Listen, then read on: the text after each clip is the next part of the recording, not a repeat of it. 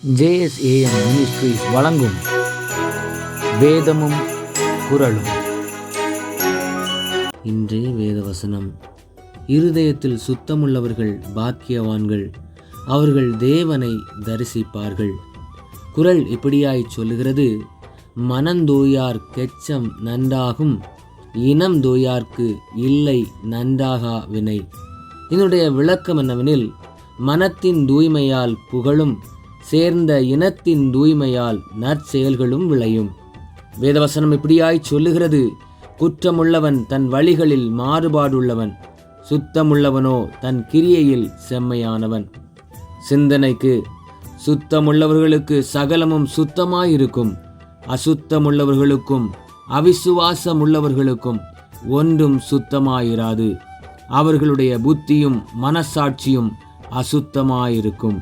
ஜெபிப்போம். பரிசுத்தமுள்ள பரமபிதாவே, இந்த நாளுக்காக உமக்கு நன்றி. நாங்கள் உம்மை போல மனத்தில் தூய்மை உள்ளவர்களாய் வாழ்ந்து நன்மையான ஈவுகளை பரலோகத்திலிருந்து பெற்று சாட்சியாய் ஜீவிக்க கர்த்தர் கிருபை செய்யும். இயேசுவின் நாமத்தில் பிதாவே, ஆமேன். இந்த நாள் இனிய நாளாக அமைய வாழ்த்துக்கள். கர்த்தர் உங்களை ஆசீர்வதிப்பாராக. ஆமேன்.